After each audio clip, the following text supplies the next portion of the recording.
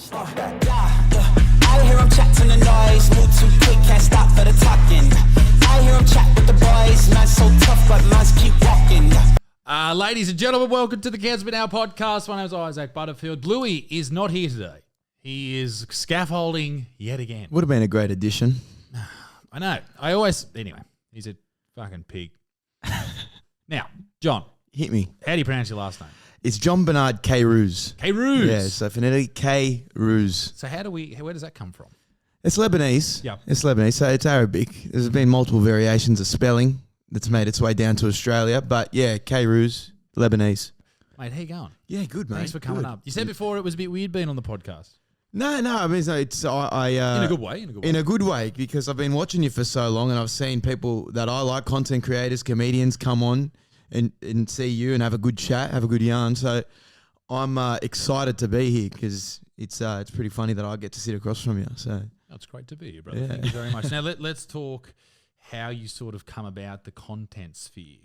Yeah. I mean, I started doing. I was an extra in a lot of like some commercials and stuff. I did an RSPCA ad and stuff like that. And then a mate hit me up from school saying he wanted to do a live sketch comedy show.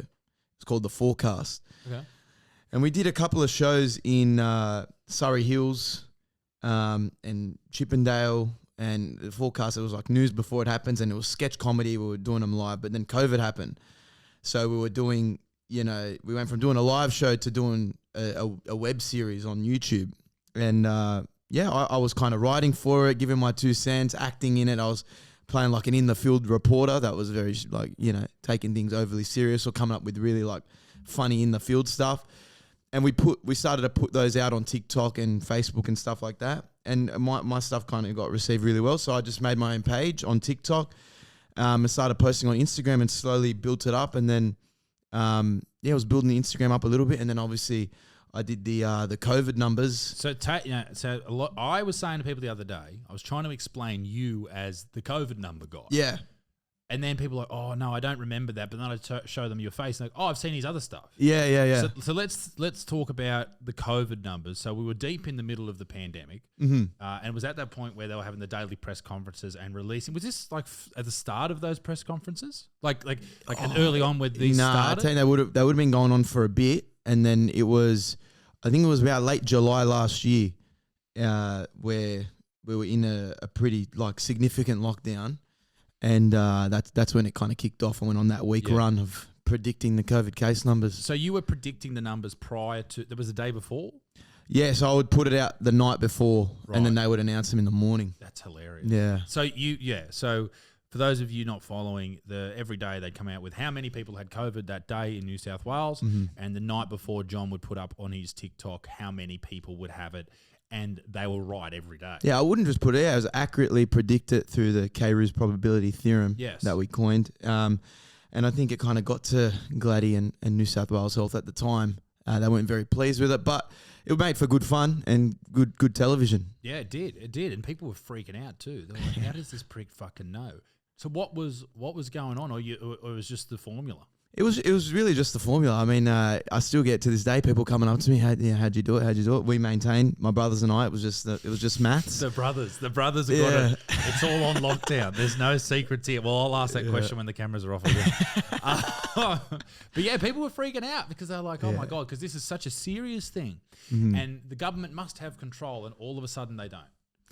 Yeah, and I think it was pretty stupid that they would just release it in the morning. It was like this whole thing. Everyone would wait for 11 a.m. and see what the numbers was and if it'd go up or down. Out. Yeah, so, I mean, now we got to a point now where there's thousands of cases and no one cares. Well, they're not counting anymore. Yeah, exactly they're not making that information available to the public. Yeah, so, I mean, it was fun while it lasted. It was like a time where everyone was just focused on that one thing and it kind of went pretty national. So, and it was fun. I enjoyed doing it. It was, I think it got to a point where everyone was kind of getting a number some way or another, but we kind of just made it fun by adding a bit of production to it. I think one of them I interviewed Stephen Hawking, and he gave me the number. That's important. So we kind of mixed it up. We mucked around on the Today shows and the morning shows. So it was fun. So you go on the show, they just sort of record you at your house sort of thing? Or? No, yeah, so they kind of zoomed in at the time. So I was across from my laptop. And did you get much heat about it?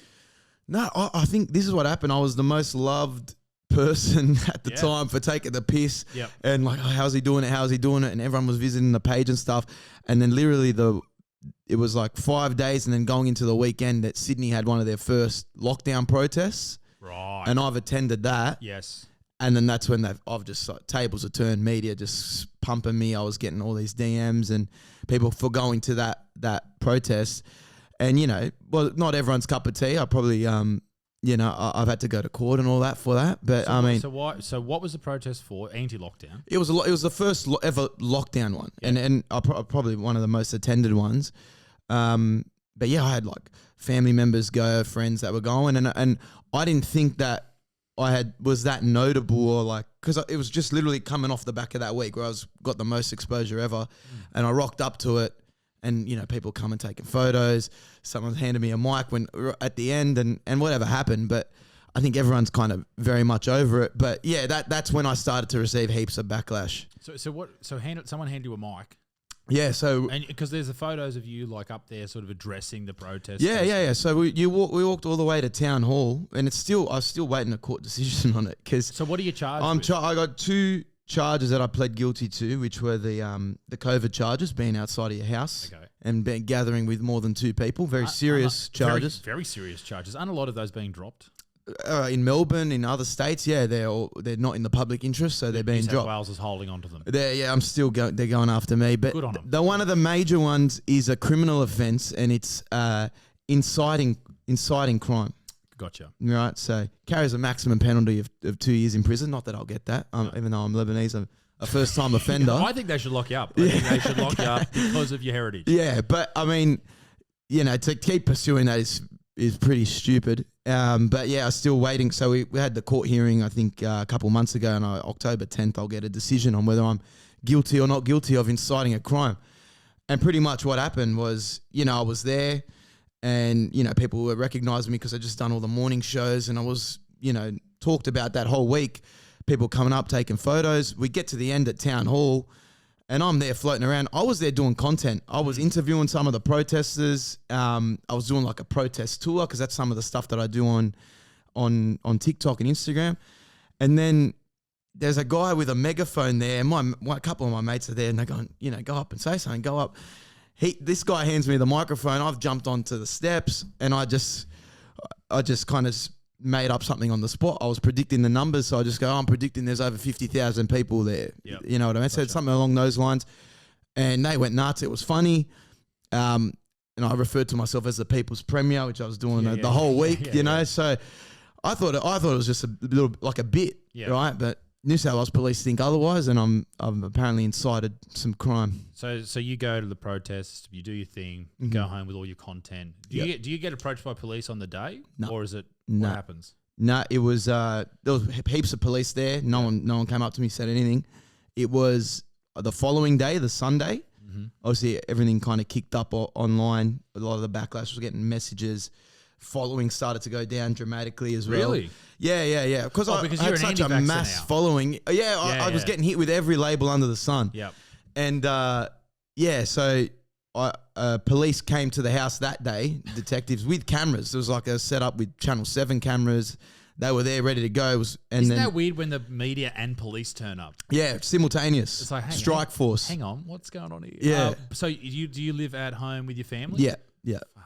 Yeah, so that was funny. How did that go down? No, I don't think they really minded. They were a bit concerned. I was like, probably it's a bit much, but yeah. So they handed me the court orders and stuff like that. I think there was a video that went around as well. So, but yeah, it feels so long ago now, and it is been so long. It's been over a year, and it's still kind of been dragged on. So yeah, and they'll drag it on because it's not important. So we'll fucking deal with that another time. But they also don't want to go, let's just throw it out because the media will still jump on it. But what was that like getting jumped on by all of these people in the media? Like, was that an eye-opening experience for you? Yeah. One to learn from so early on because like you said, I just kind of started doing the content. At that point, I'd probably been only posting on socials for like 6 months. Yes. And that was one of the catalysts. So the numbers blowing me up, getting a lot of exposure. But how far did you blow up? I went from having 12,000 followers on Instagram to about 55,000. Shit. And TikTok went from 100K or 80K to about 300,000. Wow. So a lot of people are seeing you. Yeah, it was a big jump. And then off the back of that, having that mass exposure, then going to a protest where, you know, like I said, it's not everyone's cup of tea. And that's probably the first protest I've ever been to in my life. Yeah. Right? I can't say I went to any of the previous protests like the Black Lives Matter ones or any of those ones. Yep. But The lawful ones. the lawful protests, or any parades of any sort. I didn't attend those. Yeah. But it was weird because I was a bit down because it was hard to go from, you know, everyone's loving you, give us more, to we hate you. Yeah. And you're getting smashed in the DMs and people are coming at you, people checking in on you. I was fine because, like I said, I live with the family. You know, everyone's very supportive. We're having a laugh. We're looking at some of the funniest, like, you know, comments that are spraying you. So it's the only way to do it. Yeah. Because I happen to know a fair bit about people jumping on. Oh, for sure. And people having a crack at you. And it is overwhelming. Like when news articles, like there's articles coming out about you. I don't know if you have, there's this option you have on Google to turn on, like, whenever your name is mentioned in the media, you can turn on, you get sent an email. I have that. I can't work out how to turn it off, but I really should. But when I was in a lot of strife with jokes and stuff like that, like, it's crazy. Like, you've got the Sun Herald and the Herald Sun and all these fucking people Daily reaching out. Mails. The Daily Mail, they reach out. The Daily Mail do not reach out to me anymore because I'm always trying to bait them. Like when there was... I'd imagine you just take the piss out of them when they reach out for a comment or something. I do that all the time. They reach out for comment. Like, you need to comment by 3 o'clock this afternoon. I'm like, fuck off. I'm not got no. Fuck off. I'll make a video. That's where you can get my comment from. All right, get my AdSense going, cunt. Yeah. I fucking wouldn't give them a comment if they paid me. Fuck them. But yeah, I stopped getting contacted by the Daily Mail when there was a rumor about me going on I'm a Celebrity, Get Me Out of Here. So I sent out these DMs and no one bit. They knew. I sent out these DMs to all the major news providers because there was a rumor about me going on there. And I was like, hey, listen, I need to talk to someone. A producer has been sexually abusing me on the show. And I've got the DM somewhere. And no one come back. No one bit. No one cared. No one cared about the Me Too Butterfield movement. Oh, no. It was bullshit. But I was Talk about double standards. I know. You were getting Weinstein and they'd overlooked it. No one cared. No one cared. They'll grab me on the... Yeah, it was a whole thing and I was just desperately trying to get someone to buy it. The same thing happened. I did a joke about the Tasmanian, the jumping castle tragedy.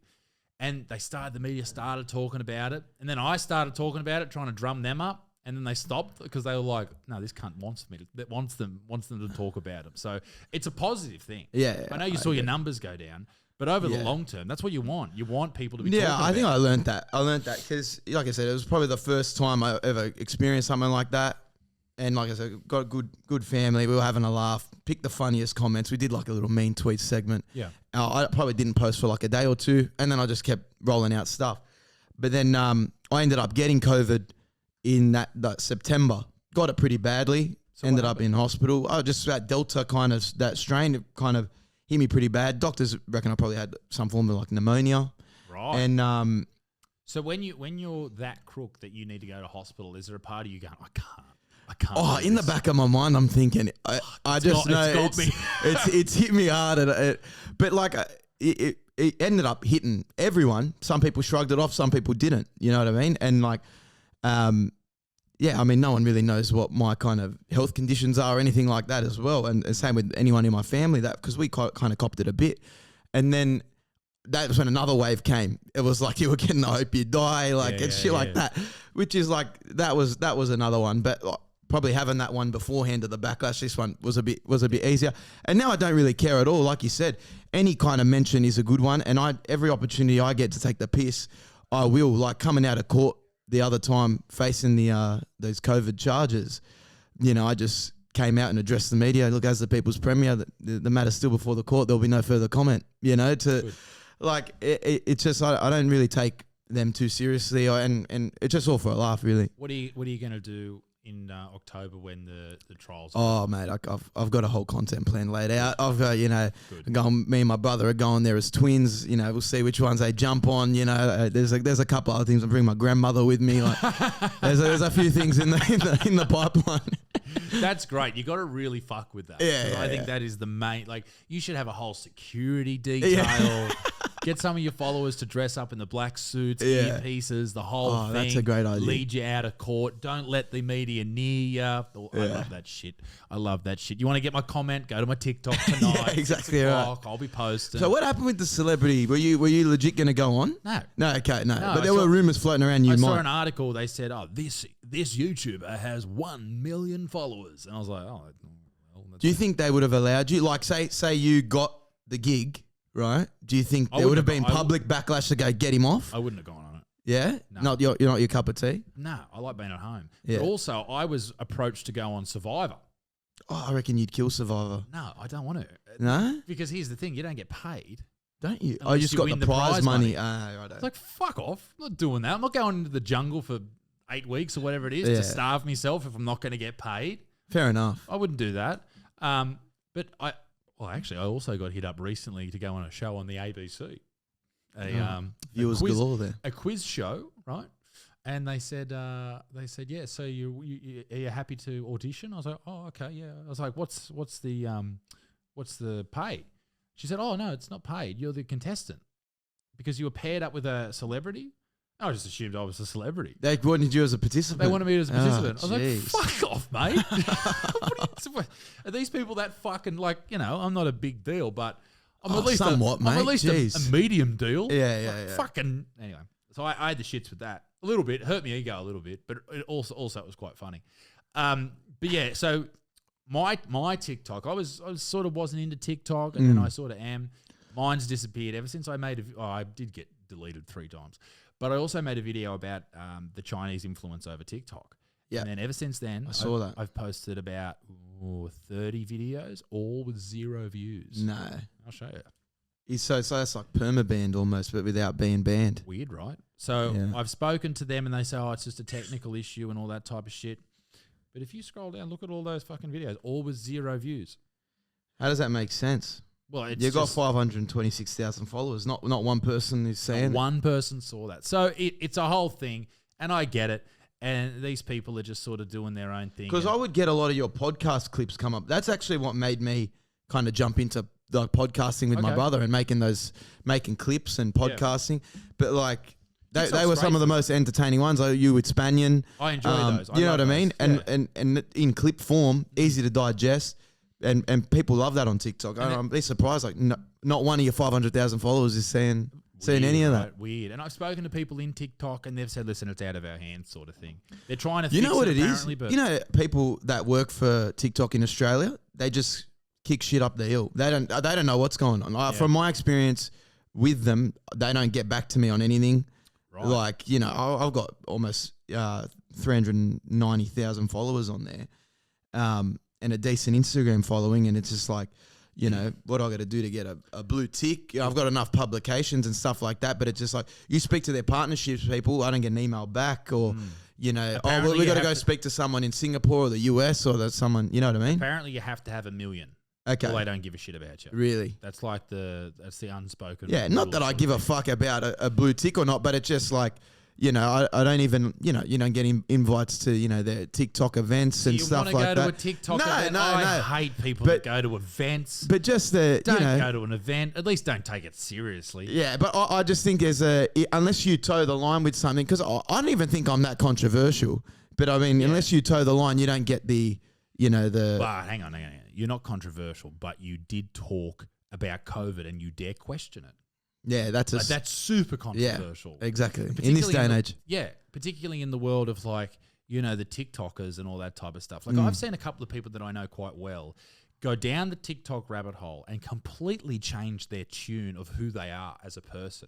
Like originally they were like quite fun. I won't name any names or any of that type of stuff, but this person I'm talking about was a real funny person, open to humor, all that type of stuff, Yeah. loved comedy. Now a raging lunatic Really. because of the TikTok rabbit hole that they've gone down. I'm Are you even gonna saying say they've that- gone too far one way? What do you? super left. Oh, really? Super left on it. Yeah, And yeah. I was really, really confronted by how far down they went down this rabbit hole. And it appears that they just won't be able to get out of it. Like they are enthralled by whatever ideas that these people that they see on TikTok every single day have. I've spoken to a creator and like he coined this term, the white girl marketing mafia. Oh, I can't imagine who that TikTok creator is. They run the world. They run entertainment. And if you can't, they do too. You know what I mean? I've never thought of that, but they do. They run everything. You know, who do you want to get for an ad or someone?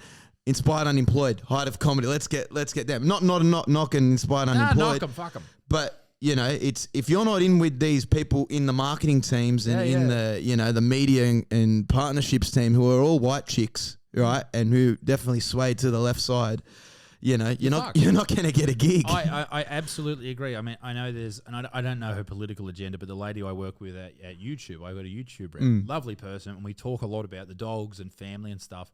But she'll message me and go, because I'll say, this was demonetized. Can you have a look at it? And she goes, yeah, the fuck feminist video, you know. I'm like, oh. You know, unfortunately, I was like, yeah, listen, I know I come across as a piece of shit, but you know who I actually am. And she's like, yeah, fair. But no, I've never thought about that. But was it Neil who said that? It was Neil. It was. It sounds like something he'd say. It is spot on. Yeah. It is just this white chick army who are so victimized by the world that they have to stick together and all that type of shit. Yeah. And that's the world that's what the world that you're trying to get into as far as, you know, get me a brand deal, get me this, get me that, get me the other. Yeah. And that's why you see anyone who's sort of controversial, they're all sponsored by the same people. Yeah. You know what I mean? They all got the exact same sponsor. And the thing is like there's...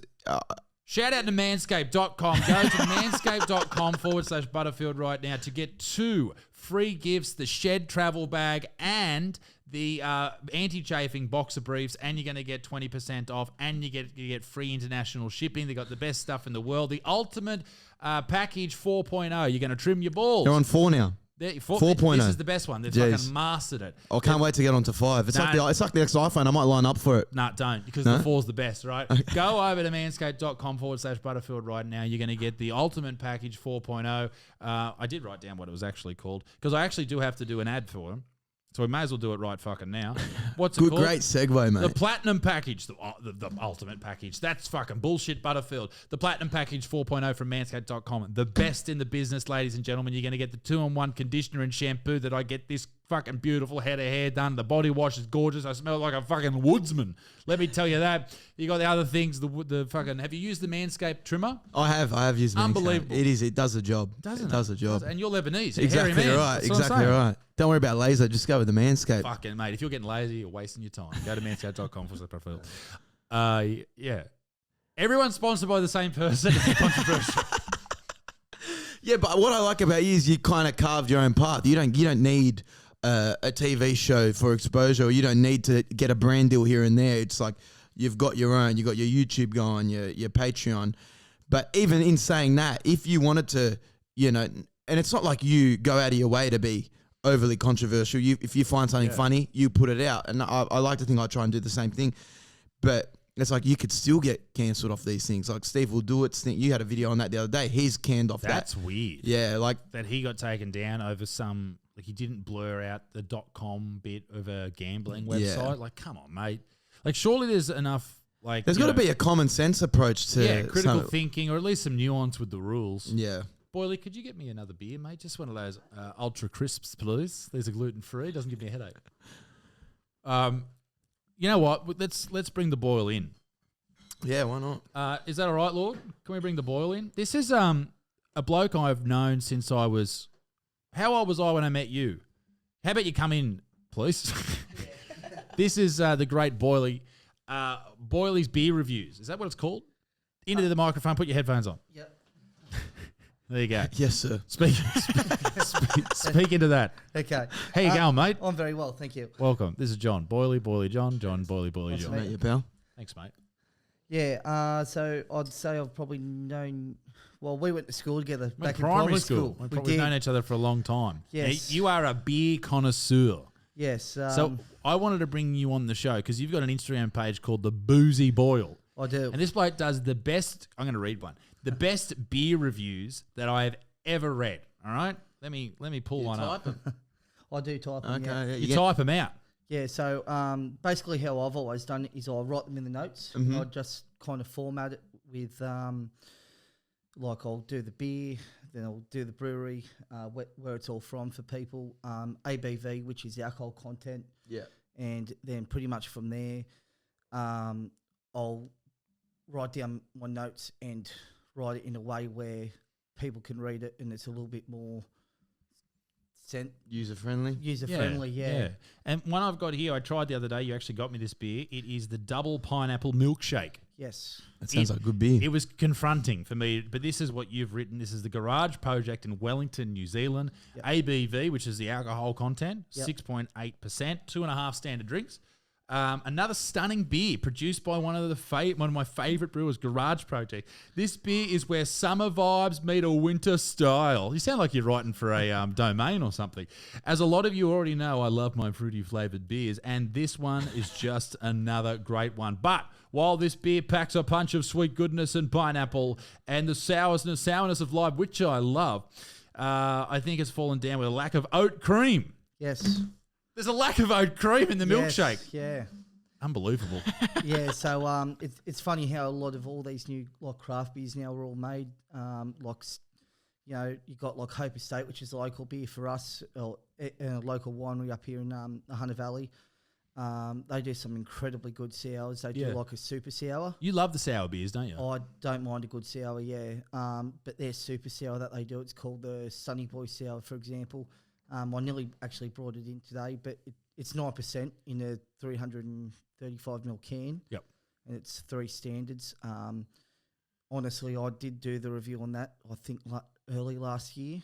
And it was like drinking a Warhead. Oh.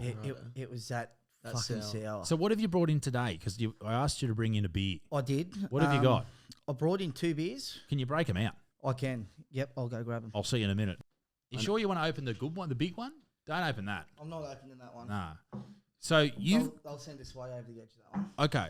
So can you take us through the one that we're not opening and show the cameras as well? Because this is pretty crazy. Take us through this one. Okay, so obviously I've just had, as you know, Butsy, I had my 30th on the weekend, and You only 30. God. Congratulations, mate. yeah, Beautiful, cheers. beautiful man. But yeah, so 4 of my best mates, obviously one of yours was your best man at your wedding, Taylor. Yeah. They got me an assortment of beers and a couple of beer glasses for my 30th, and Terry, who works out of Sydney, went to one of the big craft brewery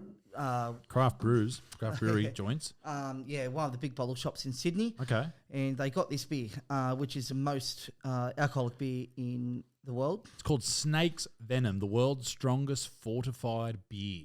Jesus. So this is one badass fortified beer, the hard man of the beer world.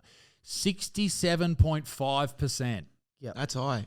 67.5 fucking percent. It's got 17 standard drinks in it. Well, Yep. the Lebanese got a thing called aro. I don't know if you ever heard of it. It's like aniseed. It's fairly fucking high. It's like, Yep. sometimes 80% alcohol in this Is thing. that a liquor or is that a... It is. It's like moonshine. Right. Yeah. So how do you make that? People do like grapes and aniseed and stuff like that. They can use it with like old wines and stuff. Okay. But yeah, I was thinking of getting into the game. Oh. But it's too hard to make here. Like as in, and then get everything. So I was looking at maybe partnering up with someone, but Yeah, it's a hard one, the alcohol game. I was speaking all to these taxes and all that shit. the guys who do Howler Head. So Okay. Dana White. He's off-cider, and mate, they just said, listen, it's hard. They want to get it here to Australia, but it's and I've got a bottle of it up there. It is a banana whiskey. Delicious. Mm-hmm. I don't know if you're much of a... outstanding. Yeah, you had something the other day. Yeah, I Man, did, yep. just unbelievable. But he just said, mate, it's impossible to get here. But yeah, Snake's Venom. 17 standard drinks in that little bottle. Jeez. And I believe that there's only 2 bottle shops in the world that stock it. One of them's in Sydney, and I believe the other one is somewhere in the UK. So is it supposed to taste like beer, or is it just liquor? Honestly, I don't know. I'm very keen to have a try of it. You should try that on your Instagram. Yep. And send it to me, and we'll reshare it and all that type of stuff to get some people over to your gram. But that's one I want to see you have. But I want to get back in the conversation with John, but I want to try this beer that you've brought for us today. Let's absolutely, yeah. So another Garage Project beer for you here, Butsy. But with this one here, it's 8.4% with 3 standard drinks. It's a hazy sour. So A hazy sour. a hazy sour. So Okay. it's not Do you want much. to try some of this? I'll have a bit of Yeah, hazy so sour. it's not Can you much. serve us up, young man? I can. So Can I ask you? Yep. It's like your ratings for a beer, right? Yep. It's like the Uber rating a car 1 to 5. What's your 5 and what's your 1? I generally do it on like the style of beer as well. Get this man a fucking Sorry. beer. Jesus Christ. I generally do it on the style of beer because there is so many different styles of beer. Like a lot of the garage project beers that I've had are pretty much the top of the tree as far as I'm concerned, like your mountain cultures and things like that do. But the ones for me are like kind of like I'm going to sound like a bit of a craft snob now, but it would be more like your Tooheys New and the likes of those guys now. But You love the Tooheys New. No, they're ones. No, Oh, He's they're saying they're ones. ones. Oh, they're the right. ones. Yeah. One Okay. being the lowest. So where's VB on that scale? Oh, it's definitely below new. Yeah. You know, I actually don't mind an occasional VB. It's not that bad. I don't mind it. What about 150 lashes? 150 lashes. That'd have to be a 4. 10 years ago, I really enjoyed it. But like after when you see like a lot of these beers be bought out by the Lion Group and by Carlton, like Carlton's just been bought by Asahi, for example. So pretty much 80% of all our beer here in Australia is actually overseas owned, which a lot of people go, oh, Tooheys New is Australian owned. Well, it's actually not. It's owned by South Africans. Fucking South Africans. So, Big and- beer, eh? Yeah, and, Big beer. and Carlton's all now Japanese. Yeah. So- Okay, so this is called Ocean of Oneness. Yes. Wow. Deep dive into the ocean of oneness with this esoteric fusion of hazy double IPA and Fierder wild fellas. fucking workshop sour beer, swirling sweet with sour flavors, together with the elevated aromatics of mosaic and fucking Jesus Christ, sounds like a porno. This. Let's have a go. Yes. It's to me, it's not like Oh fucking Jesus Christ! the sourness definitely hits right pretty hard at the back of the tongue, Not but bad. definitely full of fruit. So Wow, it really is full of fruit. yeah. He did say he likes a fruity beer. You a fruity guy? I don't mind my fruit in general, but yeah. There you go, ladies and gentlemen. You've heard it here first. But yeah. Boyley does not mind his fruit. That's do you reckon you could have like 10 of those though? Like that's got to be pretty hard. Fuck no. You'd be feeling it. You'd Fuck be no. coming back up. I know there was one night at home. This was before my old man moved in, as well. Like where I'd actually sit there and probably have 2 or 3 beers. And I know I'd done one night. I reviewed through these garage projects, and the first one was at 8.5. The next one was 9.5, and the other one was about 11.5. And when I worked out, because I actually enjoyed When you it. woke up. When I worked it out, I'd actually had about 13 standards in about 40 minutes. So yeah, it's they're big beers. So you could drink that easy. The snake's venom. I don't know if I could. Well, it says a 35 mil in one sitting, so Yeah, but I that's don't. just a I recommendation, isn't it? I don't know if I could go 2 Well, or 3. I tell you what, ladies and gentlemen, go and check out the Boozy Boil on Instagram for all Boyley's recommendations. But what you need to do, and John, I reckon you'll agree with me, he needs to do video. I was about to say it. I was like, yeah, you're great with the pen. Yeah. But let your personality be seen on camera, mate. I think people will get around and I love think it. people will. Get on the TikTok, TikTok and Instagram. Definitely. I have started a TikTok. I'm just trying to work out the formatting of how to do it all. It's a whole and new world. It's a yeah, whole so, new. What's your TikTok? It's under at the Boozy Boil at this the Boozy stage. Boil. Yeah. Fuck yeah, man. Well, So, thank you very much that's for all coming right. along, Boyle. I appreciate that. And you can get home to your other standard drinks. Appreciate that. Cheers, boys. Good fucking on you. Now, you going to hang out for the rest of the potty, or what are you doing? It's up to you, boys. I can hang around if you like. Whatever or you want, I'm mate. You're happy more to than go. welcome. Whatever you want, brother. Ugh. Ugh. Gross. Now, so what's next for you, mate? Mate, like you said, I mean, there's people that remember me as the COVID guy, but I've been doing a lot of other stuff. I did probably off the back of that went and did an America trip with me and my brother. Caught a lot of the NFL. I saw that. Yeah, just different games, couple of NBA games, and just doing around the grounds like content and doing Texas and Florida, and we loved it there. So Did that, and then now being back, I've kind of, like I said, just making comedic videos, whether it's tours or just sketches and stuff like that. And you know, we did one most recently with the election that did really well. Me and my brother, it was kind of like almost prank style, but we were going around. That was great. Giving out pamphlets for different parties, and we weren't taking the piss out of one party. We were taking the piss out of everyone. And you were talking mad shit while you're giving out. The voting. We're giving out free Foxtel Labor. Just vote Labor, please. Or like that was great. Yeah. Did you see that at one, Boyley? He was basically saying, you know, Labor's socialists and all that type of stuff, and the free Foxtel if you vote Liberal and all that type of stuff. I saw bits and pieces of it through TikTok. It was great. Yeah. It was really, and people were fucking like, who worked there? They were fuming. They were fuming. Yeah. What is the rules with the giving out the things at the election? Because I don't know. It's a strange existence. I agree. I think there's like. I always try and abuse them. Yeah, they're just volunteers, right? So we just went up. Yeah, we're here. We're volunteering. Can we grab a shirt? They just handed us some flyers. There wasn't like a roll call or anything. So we were just there, and then we just started filming each other, and we're just, you know, like you said, you know, Labor, a communist scum, and then you'd have someone from Labor just blowing up at us. But yeah, I mean, I don't know what the rules are, but we tend to get away with it. We did one with the Greens as well.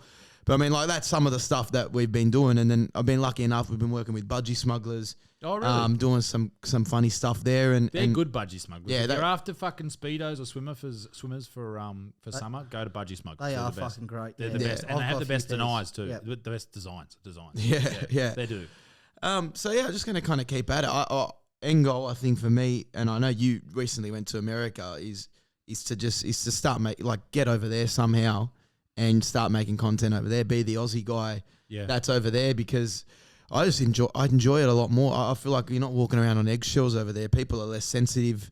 You can have fun and take the piss out of pretty much anything. Mate, and it's a bigger audience there. It is. Well, I mean, Australia is 20 million, 26 million people. That's the population of LA if you count Mexicans. Which you should count Mexicans. I don't know why you wouldn't count Mexicans. Yeah, I think they contribute to the census. Nah, fuck them. Anyway, rapists. That's a Donald Trump quote, not me. Yeah, it's such a bigger world. Like, you look at some of the famous people on TikTok and stuff in America, and it's giant. It's a whole new realm. You just went on a trip, didn't you? Yeah, how was that? We went on our honeymoon to Hawaii, and we did America mainland about 6 months ago or so. It was amazing. It was absolutely amazing. We went for the UFC, and I did a couple of spots in New York. Grab up another beer if you want, Boyley. Please. No, it's all right. I'm fine. You sure? Yeah, I'm sure. There's a VB in there for you. And I just had such a great time. We went and saw Joe Rogan, and you said you saw him at the Comedy Store. Yeah. Well, how long ago was that? Oh, that was about 2018, I reckon. Right. So we saw him this year with Tony Hinchcliffe and another guy by the name, he's an Asian fella, and he's fucking amazing. Hilarious dude. Anyway, so we saw them, and what they do at these shows, this was in Jacksonville in Florida, they get everyone's phones and they put them away in these little containers that you can't open until the end of the show. Now, with that in mind, these guys just go hammer and tong. I reckon that's brilliant. Nothing off limits. I love it. Yeah. I loved reckon it. It's real good. I left that show thinking to myself, I don't push the boundaries enough. Really? And you know, you can push the boundaries. Well, everyone thinks, oh, he's fucking this, he's fucking that. Mate, these guys went hard after every topic, as stand-up should be. 100%. You know? And they just went hard. They didn't give a shit. And even if there was even a fight in the middle of Joe Rogan's set. The crowd members. Yeah. I think it was a political one. He said something about... What was he sitting on the fence? Nah, something about... No, Joe wouldn't do that. He said something about Biden or something like that. And then there was a punch-up like... So it's an arena. Like sort of imagine a hockey pitch field, whatever it is, like from one goal to the other. That's how far he was. And this is like two stands up in the fucking bleachers. And there's a punch on, and Joe's like, "Is there a fight going on?" It was crazy. But they pushed the boundaries, and I love that. And I tell you what, it was just a great experience to go over to the States. New York's awesome. Mm-hmm. Loved it. You like the movies, New York, isn't it? Like how everything's walking distance and shit like that. And also, it was strange how far away everything was. You think that it can be fucking pretty cold over there too. It was. It wasn't even winter when we went. I was fucking freezing. Yeah. But I tell you what, the subways are cool. Yeah. First day we went there, we had the most New York experience, John. I tell you, there was a terrorist attack. It was so New York on the subway. We went down into the subway, and we go down, and I'm on the phone to my mate who we're there with, and I say, Josh, I'll call you back. We're just going to the subway. We're in the subway for 20, 30 minutes. Yep. I get out, and we haven't had reception, or I haven't looked at my phone or whatever. And I got like 10 missed calls. He's like, you guys are right. And I'm like, yeah. He said, mate, as soon as you told me you were going to the subway, I look on my phone like 10 minutes later, and there's a fucking terrorist attack like 2 stops from where we were. Shit. Some dude, wasn't a terrorist attack. He wasn't Middle Eastern. That was sort of the whole thing. It was a black dude, so it's not a terrorist attack, although it was a terrorist attack. I remember seeing this in the news. Yeah. So was it shooting? Yeah, it was shooting. Yeah. So this has happened as soon as we got there. And then we jump on the train the next day, and we're not phased. We're like, okay, what's the chance of having 2 days in a row? And we're flying along the New York subway, and every single subway, if you've been there, you'll know that there is one homeless man that lives on that train. Yep. Like just everywhere. Every single one has a homeless man on it. It's the same with all the stations around there too. There's at least 4 or 5. Yeah. Oh, and I agree with what you said the other night, boy. All homeless people should be shot. And so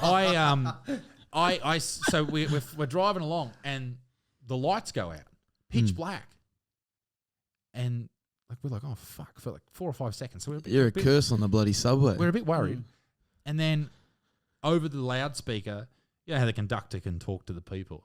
You hear some guy go, "Fuck her in the pussy." No, the train's been hijacked. Yeah. Hijacked. So then we pull up to the next station, and the driver goes, "Hey, can we get the police to the back carriage? There is an intruder on board." So then all the people on our train panic, run off the train, freaking out. And Claire and I just sit there and go, "There's a fucking kid. There's a kid saying fuck her right in the pussy. Like, we're going to be fine." Yeah. And they did it again and again and again. But all these people bailed off the train. Like, they're genuinely ready for war. It is America. You never know what you're going to get. Mate, with everyone carrying, I guess it is a scary situation. Yeah. Well, I saw you at the range, though. I love guns, man. Yeah. Well, I know New York is one of the only cities in America where they don't allow guns at all. Well, they have guns there, but I don't think you can do open carry. Conceal and carry or whatever it is. Or any type of stuff. Yeah, I think it's like a $3,000 fines American or something like that. $3,000 fine. That's all. In Australia, you get locked up for life. Yeah. Like, have you seen those people in America that walk around with just like the AR-15 strapped on the shoulder sort of thing? Like, that's crazy to see. You don't think it's necessary. Like, have a little Marge Simpson gun in your purse, but That's all you you don't need, need to right? strap around a big bloody AR-15. There was a dude on the beach somewhere in America. It was on TikTok the other day, and the police are there. And mate, you can't have an AR-15 on the beach. He goes, "I'm fishing. You can have an AR-15 when you're fishing." That's the Some rule, people apparently. fish with a rod, some don't. Some fish, some fucking going after the marlins. So, no, America's great. And yeah, I was shooting some an AR-15 and a Scorpion and all that type of shit in Hawaii, and that was just all time.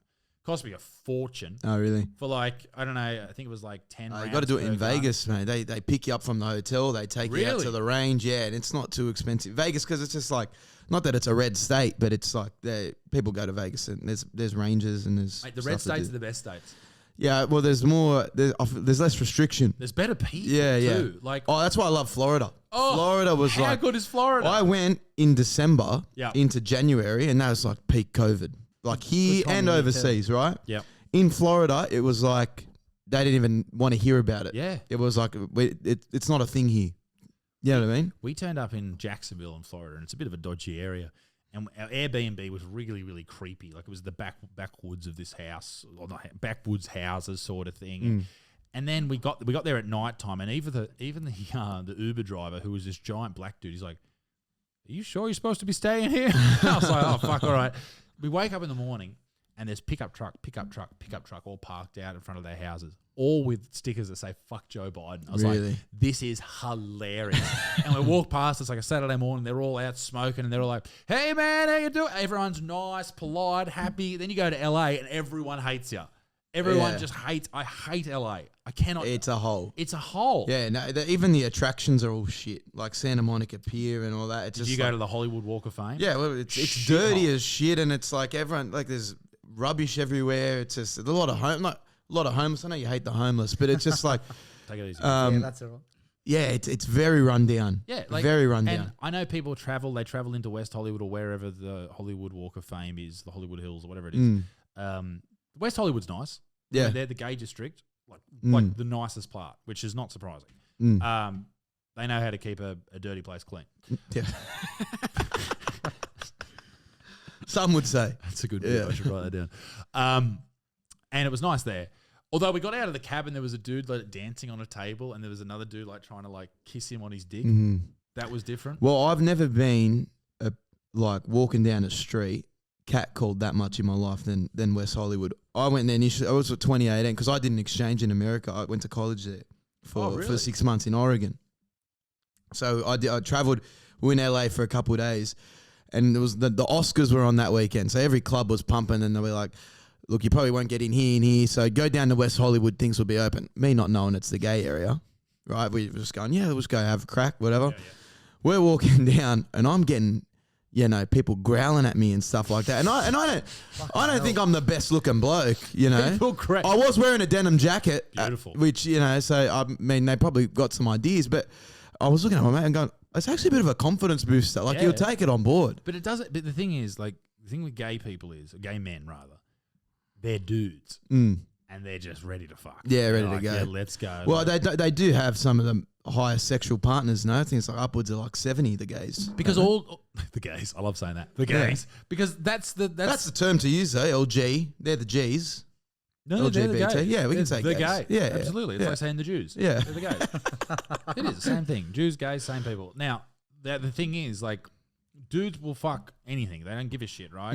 And gay dudes will fuck any other dude, gay or not, whatever, and they'll just do it. They'll just go for it. Who gives a shit? And that is probably the best part about being gay, is knowing that if you go to a club, a gay club, everyone's DTF, to use a term that apart I used to use from in high school. The shared wardrobe, which is a Seinfeld joke. But if you match up with another gay guy, similar height, similar thing. Right. Perfect. Double up on the wardrobe. I can wear some of your clothes. You're a Seinfeld fan. I noticed you've got the ass band. You got the ass band? Well, I know. I watch his stuff. I saw the ass band. I'm like, I'm wearing this today. Yeah. I love it. It's a greatest sitcom of all time. Hands down. By far. Yeah. You could still watch it today and it's I still, do watch you know what I mean? today. Like, I think I've watched it about 6 or 7 times. Yeah. I'd have to be around that. Everybody Loves Raymond. That's a great one too. Underrated. Yes. It's really good. Yeah, shit's on Friends. Oh, yeah, can't do shit's Friends. on Friends. Can't do Friends. Everyone talks Friends up. Well, not really everyone, but mainly chicks. My mum watches Friends. Yeah. Can't do it. But Everybody Loves Raymond, hilarious. Frank from Everybody Loves Raymond puts shit on his wife the entire time. Hilarious, right? Amazing. It's a great show. I highly recommend it. Well, it's on Stan. Frank on that show was Ben Stiller's old man, wasn't it? Costanza, he's talking. That's Frank Costanza. Costanza. Yeah, it's on Seinfeld. Yeah. Yeah. But the old dude on, you know what, when I was flying to LA. Sorry, from Everyone Loves Raymond, I thought. No, Seinfeld. Okay. Yeah. Yep. So Frank on Everybody Loves Raymond, I was flying from it doesn't matter, who gives a shit. I was flying and to LA, and Taxi Driver, he's in Taxi Driver, Frank from Everybody Loves Raymond. Because I was watching it, I was like, who is that? And this is him like 30 years beforehand, so he's a very young man. Yeah, all that time. So I was like, who is that? And I Googled afterwards, and it's him. He's in Taxi Driver. Yeah, shit. Have you ever seen Taxi Driver? That's the De Niro one, isn't it? Yeah. Very famous. You've seen it? Yeah. Have you seen that? No, not at all. They say it's one of the best movies of all time. It's a bit shit. Underwhelming? You don't like it? I haven't seen it in a while. It's not that good. Yeah, I prefer Goodfellas. Lordy, what do you think? Taxi Driver. Why? It's not that good. I don't know. People put it on in a pedestal, De Niro's top films. I think De Niro's done better films. Yeah, Meet the Fockers. Fockers is great. Great movie. Like Great Yeah. movie. Meet the Parents. Meet the Parents is up better. there. Sorry, Yes. Meet the Parents. Parents is and definitely Fockers. Yep. And then they did a third one for Cash, which was rubbish. Was that Little Fockers? Yeah. Yeah, Come that on, was guys. pretty. That was pretty ordinary. Meet the that one. great grandparents. Yeah. Yeah, I don't know. I did watch it because I think it's one of those films that you sort of should watch. But I do struggle with older films for some reason. I don't know why. I think it's they talk much differently, much more different rather to people how they talk now. The films are made differently, all that type of shit. But so you went over to. So what were you doing over in the States? You were on exchange. Yeah, that was early. So I went in 2018 on exchange, but I've done a couple of trips in between. Done a family trip and then did one most recently with my brother. But yeah, the exchange was fun because I joined the frat, did everything like trying to. So what are the frats like? Theta Chi, it's called. Mate, they're not as crazy as they are portrayed in the films because there's a lot of red tape around them now with all, Me Too movements and all these. Oh, really? So yeah, the universities have a lot of pull on what they can and can't do, no hazing, all that stuff. But they still give you a fair crack. I mean, like for the initiation and all that stuff, I think they just blindfolded us and took us out to drove us out 30 minutes, some forest, and you'd have to get through. They'd have a keg and all the new pledges lined up, and you just keep drinking till it's last man standing. Right. But it was fun, and they loved me because I was the Aussie. Yeah. Trying to get on board, and it was good fun. It was good to get that experience. Yeah. But yeah, just good to kind of meet people. They throw all types of parties and stuff like that. So it was. I enjoyed it. So it's a good experience, the college experience in America. How would you rate that to the Australian university experience? I think they are far dumber. Really? If that's a term, yeah, they're less intelligent. A lot of the exams were multiple choice. You didn't really have to do much for them, right? But in saying that, I think universities become useless. 100%. Everywhere. Like Australian university, I did accounting and marketing at UTS. And if anyone is listening to this, for me, I would, if I had my time again, I would never do it. It's a waste. I would never. You just got a Hextet. Waste of money. I didn't learn anything, accounting or marketing, and you learn so much more on a job than you do anywhere else. You're better off just going to an entry level somewhere. But think about it, it's oversaturated. You get these foreign students that come in, and they just pay to get in, and you got to carry them in group assignments. They don't speak a lick of English, right? So that's an issue out in Sydney? In Sydney for sure. Yeah, I reckon you ask every uni student, you're always carrying someone that's Asian or a mature age student. Yeah, some mature age student, right? But it's become so useless. But over there, it's more of a social thing, or it's like something you got to go do. People move out of their houses and go across. Life experience. Yeah, so you got to do it, and you make mates and stuff like that. I've got Seems two to be mates more that of have a culture thing too, or from what I've seen. You look at the football over there, how many people they get for for college games. For college games, That's mad. They're getting 50,000 for a college game. Could you imagine them getting that Harker Oval for West? No, you'd never get anything. No, you wouldn't You'd get never anything neither. No one cares about sport that much here in Australia. No. I don't feel you can't even for the big games, you rarely get that many people. For obviously grand finals and stuff. I think AFL is our equivalent. You'll get a packed 100,000, 80,000+ at a good game. Over there, it's every game. Every NFL game is pumping. What do you think Did the you do difference any is? of that? Yeah, I did Dallas. I went to a Jets game in New York. Really? They just, because they only play 15 games a year, so every game's like gold. You got to get tickets. You got to go. So maybe in Australia, for the NRL, Just bring it down. Maybe there's too many games. Yeah, probably. I mean, there's probably too many teams for our population too. Sure. Well, there's 9 Sydney teams. 17 teams now. Yeah, Dolphins next year. So it's and then there's the talent issue because everyone's getting bashed except for Penrith and Melbourne, and so NRL's in a bit of trouble as well. You only got to look at the Roosters game and the South game with 7 sin bins, 5 HIAs. Well, the HIA is an interesting one. I mean, you see people, they have a big head knock and then they come back on the field and the doctor's like, nah, he doesn't have a head injury. You're like, he was out. How does he not have a fucking head injury, mate? Well, I think it's funny. It's you watch the NRL, big collisions, and they got an independent doctor now bringing people off if there's a big head knock. Then you watch the UFC, Kairouz Usman just getting a shin to the head. Absolutely. It's just what's the fucking it's difference? It's hilarious because you watch someone go into a tackle incorrectly, they get knocked out cold, everyone panics. Yeah. Everyone's like, our thoughts and prayers, and they're fucking putting a vigil out for them. And then in the UFC, it's the best thing ever. We're praising it going, what a fucking knockout. I mean, I'm a big UFC guy, but that is my favourite sport by far. It shits all over rugby league, rugby union, AFL in my opinion. Well, it's shit on boxing now. They've overtaken boxing. Why even bother watching boxing? I know boxing is a very necessary sort of base skill for things like MMA. And I feel that's where it will go to because boxing's just not as good. It's not as exciting. I think the UFC's got far more character to it too. Well, they allow their people to have character. Yeah, but it's because they're under one promotion. Boxing, you got different promoters and everyone's own interests, whereas Dana runs a show, makes fights. I know love what I that. mean? Yeah. So you need that. You need that Vince McMahon. But it is a Vince McMahon attitude. He doesn't give a fuck. All he wants is the best for his company and to make money, and that's by putting on really good fights. He allows fighters to basically do whatever they want. Not do anything outrageous unless you're Conor. I love Conor. So or Khabib. Or Khabib. Yeah, do whatever you want. And they sell these fights. Like Yeah. I've had a lot of footy players, or had conversations with a lot of footy players. I've had a couple on the show, and I've said to them, "Why aren't you like this? Why don't you try and?" Clubs don't let them. It's fun. No. It ruins the sport. I did a thing with the Bulldogs the other day where I was taking them for a tour of Belmore because I've grown up in Belmore my whole life, and that was the kind of bit is like I'll take them to do a proper day of Belmore before they play a game, and something as small as like so we did I'll take them to the gym. That was one of the bits, and we just shot different things, carrying on the gym, spotting them, whatever, and just getting a few clips. There was one thing. It was me and Kyle Flanagan, and I would say, you walk into the gym and I'll say, I'll pull you up. Say, mate, can I just walk in behind you? I don't have a tag. My card declined last week. Let me just roll in behind you. A real Leb thing to do. Yep. Everyone does it at any time, fitness, whatever. Yep, fucking oath. Did it with my brother yesterday. Yeah. At any time fitness down the road. No lie. Right? So everyone knows that shit kind of happens. And it's just a little like light joke to set the scene.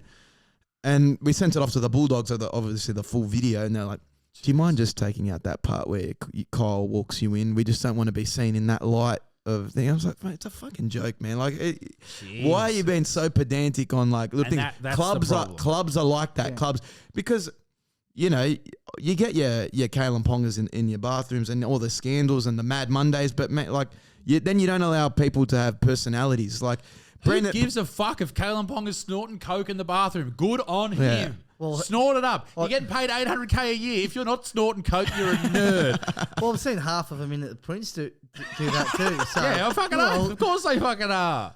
Jesus, that does my head in. Well, Yeah. Like, and particularly with front rowers, I'd love a front rower to play and just say to whoever's playing next week against Jarraway or Hargraves, I'm going to fucking smash you, mate. How many people would watch that game? Oh, That takes your so star many, I power know. up I know. every single time. Clubs should definitely allow it. It would just make the game so much more interesting. Like it's like selling a fight. It's like selling a fight. Well, that's all it is. Exactly Yes, right. You want people's eyes on it. I'm surprised the Bulldogs pulled out that tag thing, but they allowed you to have that sex. Anyway, I don't remember. I was trying to think. What was it? They allowed you to go to a high school with the team. That was really No, weird. I think you got that. That wasn't in the script, but yeah, I think I know what you're talking about. Yeah, that was weird. That was weird, actually. The when that Newcastle school, was it? Yeah, Port Macquarie. Or Okay, something like that. Something Yeah. like that. Like some of the players went there and picked up one of the chicks from the school. Probably not a great move. No.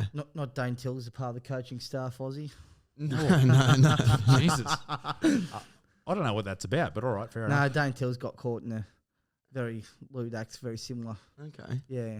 Oh. Well, rugby league's not short of lewd you did. acts. Yeah, I remember. I sort of remember what happened there. I can't remember exactly what happened there, but it was something. Because that was back up when he was here with Newcastle, and it was Kirk Gidley was involved and a few Really? others. Yeah. There was a big section there when rugby league players were getting a lot of strife. Like there was not just the Bulldogs, there was the Sharks in 2003 or 2002. That was like the Matthew Johns one. Yeah, wasn't it? yeah. But And they this, tried to cancel him. this is the thing though, like blokes and footy players, and just people in general, Yeah. have been doing this shit for years. Yeah.